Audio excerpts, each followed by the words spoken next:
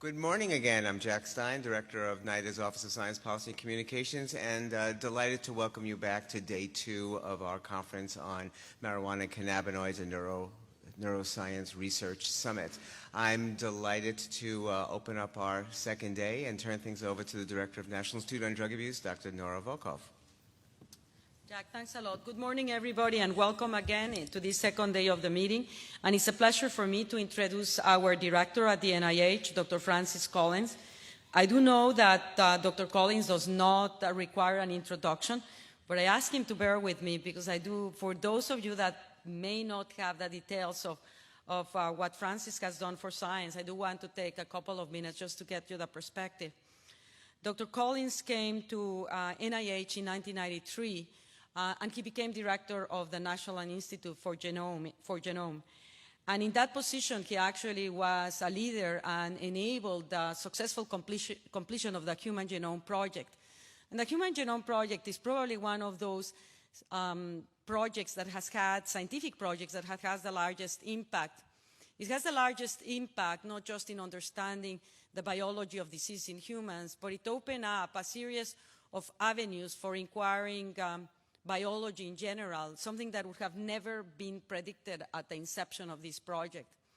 It also opened up applications, again, in areas that were not directly linked to human diseases, but were related to biology and genomics, like its utilization for agriculture. So it has been positive in terms of giving us an extraordinary, powerful tool to inquire about biology, but also to translate into products that can help us come up with solutions on a wide variety of situations. That was one. That's when he was director of the Human Genome Project. So he's very well recognized for this. He was recognized before he came because of his really remarkable studies showing the genetic basis for cystic fibrosis. So he comes here and he starts running with this extraordinary project, which is the Human Genome Project that has transformed everything in biology. But he also did something that people don't necessarily recognize the transformative nature of it. When the Human Genome Project was completed, he actually was instrumental in making it open access. And that allowed, and knowing him, how precise he is in his thinking, recognizing that giving access to extremely complex data sets to a wide variety of the population will accelerate discovery. And this prediction actually turned into reality. It turned into reality in ways that we also could have not foreseen, because not only it revolutionized our ability to inquire into the human genome, but it actually changed the culture of science in general, making us aware of the value that open access gives to really exploration of in-depth complex systems.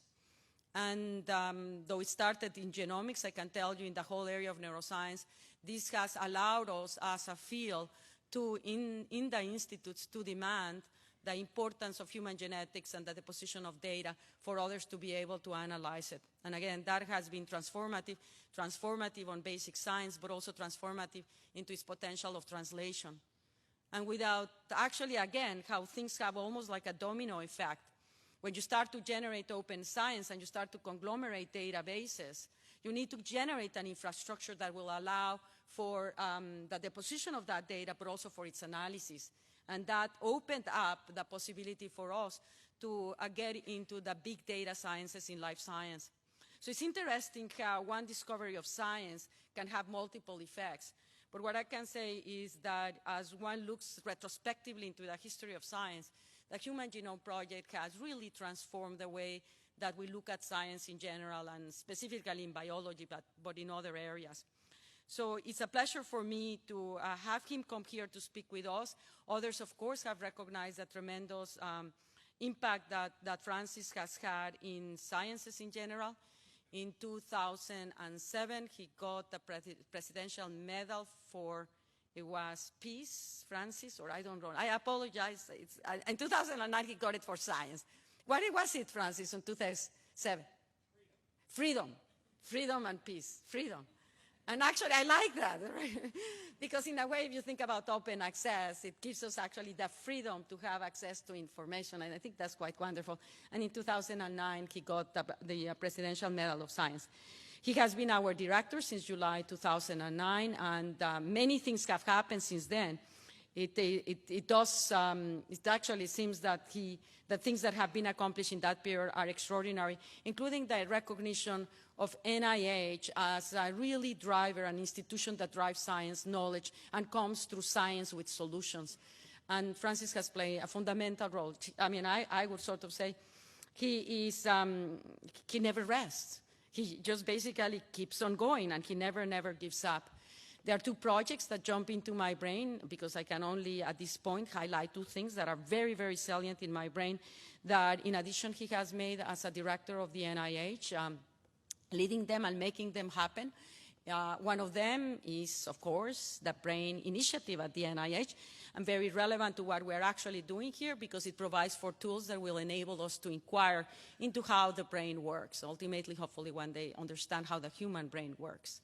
And the second one, as important, though it's distinct, but very relevant to what we all do, is the Precision Medicine Initiative, that it will allow us to prove, finally, with all of these advances that have been forthcoming, understanding the diversity of each individual as it relates to their own diseases, the prevention of their own diseases, their treatment, and the understanding ultimately about the variety that we all have, that we can use actually in order to come up with solutions to help treat others that may not have the gene that makes us resilient in order to emulate it in others. So it's, again, I can foresee this as one of those other projects that will transform science, not just in medicine, but in other venues. And it's for all of these that I'm really very honored to have you, to introduce to you Dr. Francis Collins. Francis.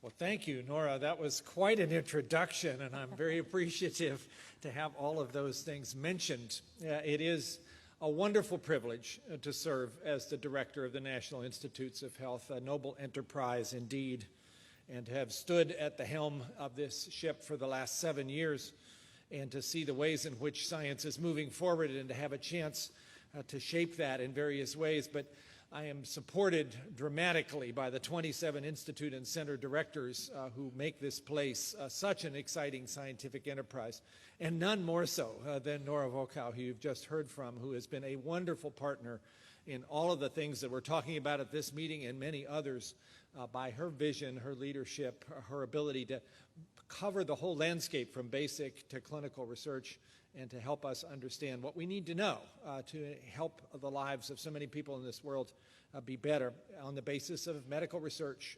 We are the evidence generators. That's what we do here.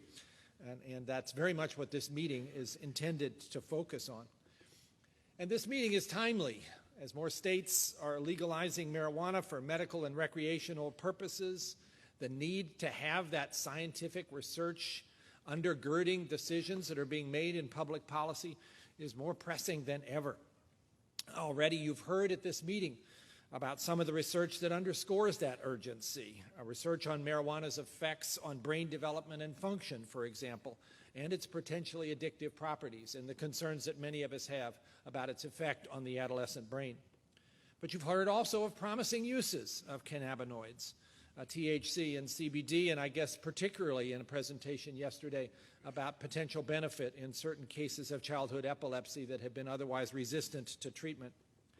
Of course, cannabinoids are also being used to treat patients who have nausea from cancer treatments and other conditions, some of which will be talked about in the course of today. So NIH is very committed to co-hosting this summit, but also, of course, to supporting this research to understand both the benefits and the risks of this very important series of psychoactive compounds. There are 5 institutes and centers that are co-hosting this summit. You've just heard from Nora, the National Institute of Drug Abuse, which is very much our lead in this, but also NIAAA, the Alcohol Institute, the Complementary and Integrative Health Institute, NCCIH, the Mental Health Institute, and the Neurological Institute. And you'll hear from the directors, some of them yesterday and some today, about what their perspectives are. I don't think I can recall very many meetings we've had at NIH where we have this number of institute directors coming to speak to you to tell you about their interest and their commitment to this. And I hope you see that as a very strong evidence of the way in which we are all seriously working together to try to develop that evidence. In FY15, the last year where we have full data, NIH supported 289 research projects on cannabinoids. A total of $111 million went into that. And 49 of those projects were focused on therapeutic uses, and those were funded by 10 different institutes and centers. So we're deeply invested in trying to understand the potential here. We will hear more this morning about some aspect of that, particularly in the area of pain and in PTSD, and I'm sure those presentations will be of great interest.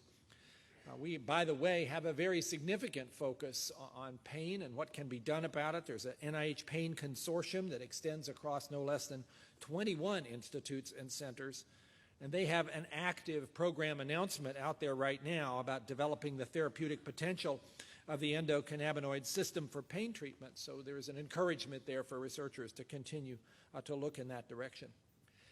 Nora mentioned some of the other things that are maybe somewhat indirect, but I think actually pretty important for where we need to go in this field. And certainly I'm extremely enthusiastic about the progress that's already been made with the BRAIN Initiative, although it's only in its third year of what is intended to be a 12-year program.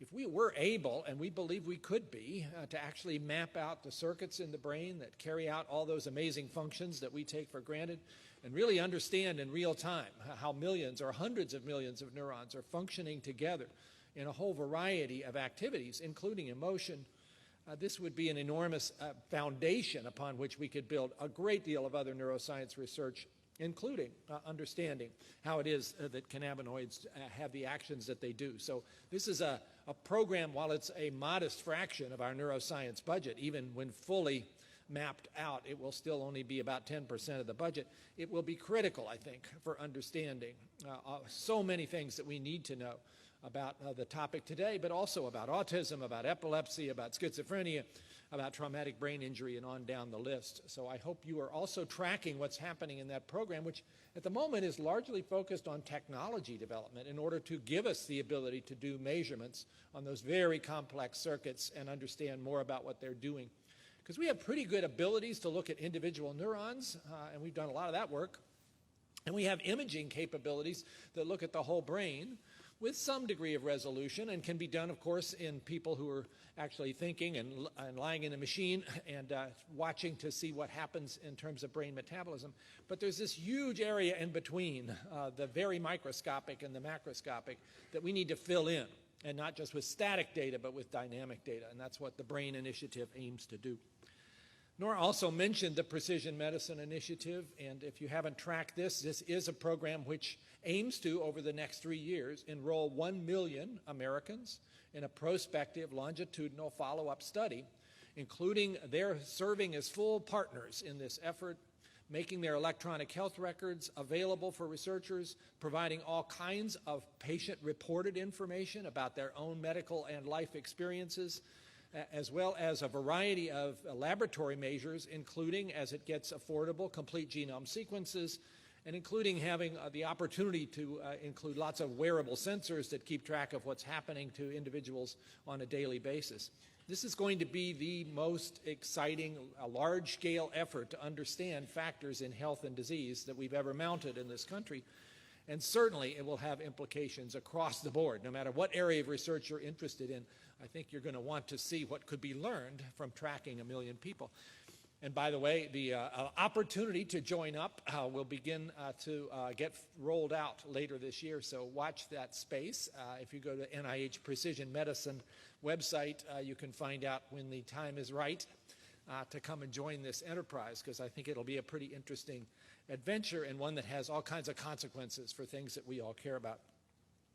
So I basically just wanted to come and say a word or two to all of you about how strongly NIH feels the need for this kind of a gathering, and how much we count on the research that we're doing and research that we will do to try to provide those answers that you are looking for.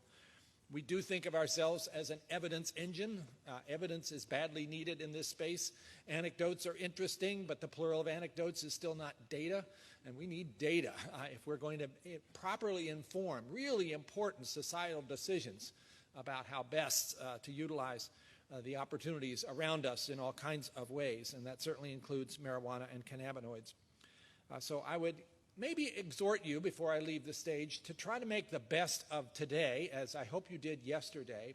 We run a lot of scientific meetings. The ones that I am most excited about are the ones where people went away feeling they had a whole bunch of new ideas to pursue. That's what I hope is happening here. I'm sure all of my colleagues are listening for those ideas to pop up during the discussion. This is not the kind of meeting where everybody goes and gives their canned talk and then goes home. This is supposed to be a real opportunity to brainstorm, and I hope you will make full use of that here today in this auditorium.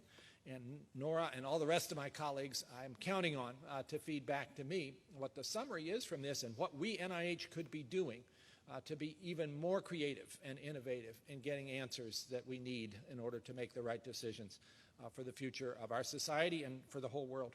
So thank you for the chance to say a few words to all of you, and I send you all kinds of best wishes from other colleagues in the director's office that you might have a really successful meeting today, and that we will come away from this realizing that we've made a new step in the direction of where we need to go scientifically to study this important issue. Thank you very much.